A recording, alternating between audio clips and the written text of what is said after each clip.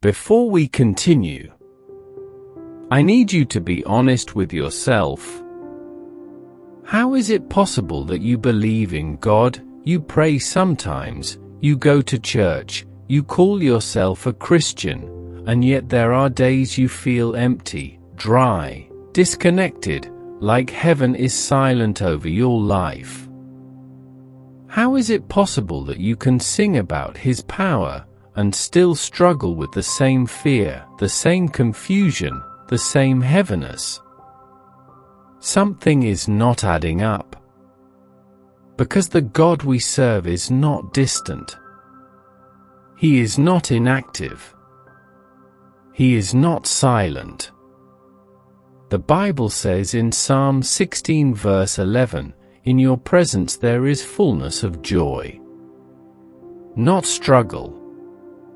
Not dryness. Fullness. So if fullness is not your reality, then something is missing. And I'm going to say something that may challenge you, but it will change your life if you receive it. The issue is not that God is far from you, the issue is that His presence is not active in your daily life the way it should be. You can know God and still not host His presence. You can be around spiritual things and still lack spiritual power. You can even pray and still feel disconnected. Because the presence of God is not automatic, it is invited, it is cultivated, it is sustained. And today, we are not going to settle for surface Christianity. We are not going to settle for routine prayers and empty moments. Today, something shifts. Today, you will understand how to move from just believing in God to experiencing Him. Because one encounter with His presence can change what years of effort could not fix. Stay with me, because what you are about to hear can transform your entire walk with God. The Bible says in James 4 verse 8, "Draw near to God, and He will draw near to you." That means the presence of God responds. It is not random. It is not selective. It is responsive to your pursuit. God is everywhere, yes, but His manifest presence is not experienced everywhere. There is a difference between God being present and God making His presence known. Moses understood this deeply.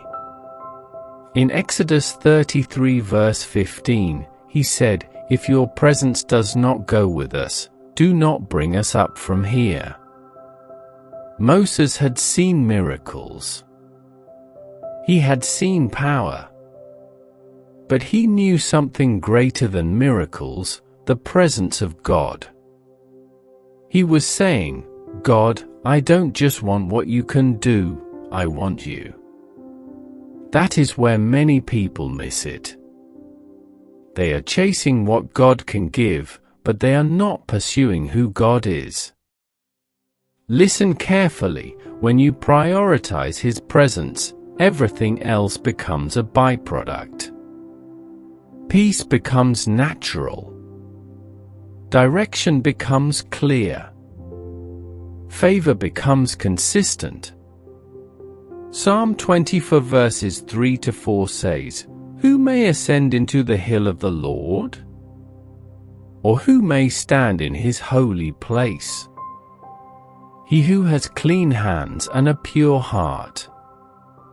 That tells you something important. Not everything attracts the presence of God. God is loving, but He is also holy. His presence does not settle where He is consistently ignored, resisted, or dishonored. So how do you invite His presence? First, hunger. Psalm 42 verse 1 says, "As the deer pants for the water brooks, so pants my soul for you, O God." That is not casual desire. That is desperation. That is a soul saying, God, I need you more than anything else. Many people say they want God, but their lifestyle shows they want everything else more. Hunger creates access. When you genuinely desire God, you begin to create space for Him. You prioritize time with Him. You become intentional. Second, worship. John 4 verse 24 says, God is spirit, and those who worship Him must worship in spirit and truth. Worship is not just music, it is surrender. It is attention. It is reverence. You don't need a perfect environment. You don't need instruments. You need a heart that is focused on Him. You can be in your room, in your car, walking alone, and just begin to acknowledge Him. Father, I honor you. I welcome you. That simple act shifts your atmosphere.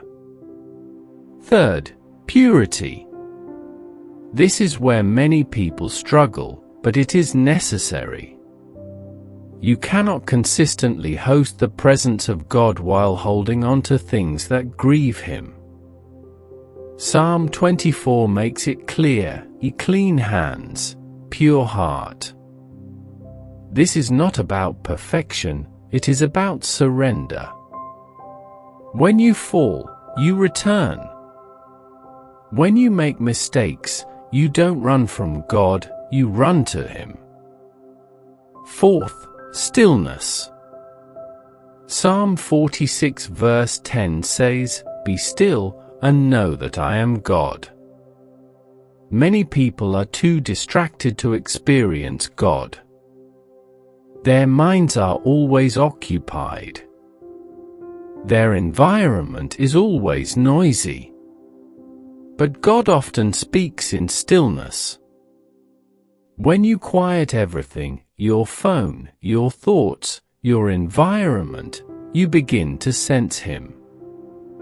And when His presence comes, everything changes. In His presence, fear begins to lose its grip. In His presence, anxiety starts to fade. In His presence, clarity replaces confusion. Isaiah 40 verse 31 says, Those who wait on the Lord shall renew their strength. That means when you feel drained, His presence restores you. When you feel weak, His presence strengthens you. When you feel lost, His presence guides you. And hear this, the presence of God is not just for your benefit. It is for your impact. When you carry His presence, you influence atmospheres. You walk into places, and things begin to shift, not because of you, but because of who is with you. That is why this matters. You are not called to occasionally visit His presence, you are called to live in it. You wake up with awareness of Him. You go through your day conscious of Him. You protect your environment so you don't grieve Him. You continually invite Him.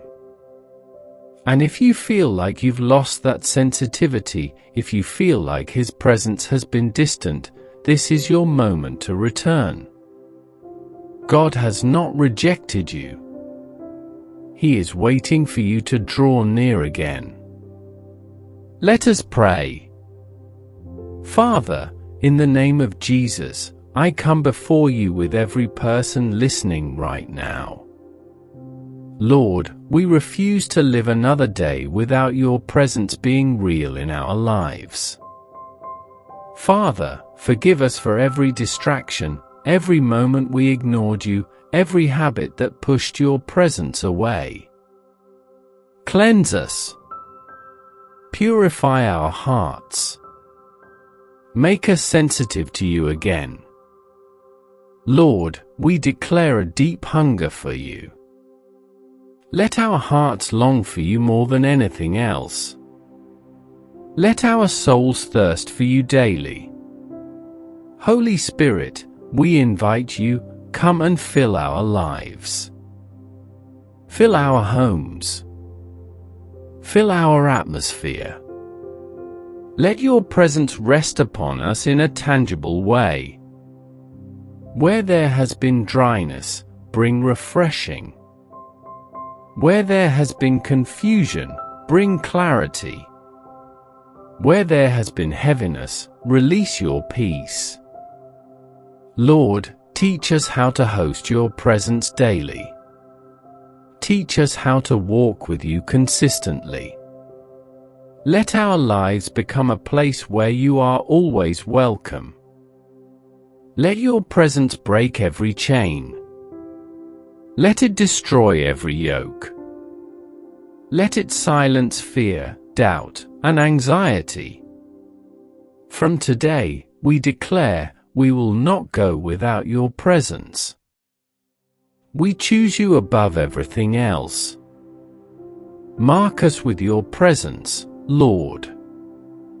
Let it be evident in our lives. Let people see the difference. Let doors open. Let favor flow. Let peace reign. We receive it now, in Jesus' mighty name. Amen. If this message spoke to your heart, don't just move on, act on it. Spend time with God today. Start creating space for His presence daily. And if you want more powerful teachings and prayers like this to strengthen your spiritual life, make sure you subscribe to Endless Intercessory. This is where your hunger for God will grow, your prayer life will deepen, and your walk with Him will become real and powerful. Stay consistent. Stay hungry. And never take the presence of God for granted.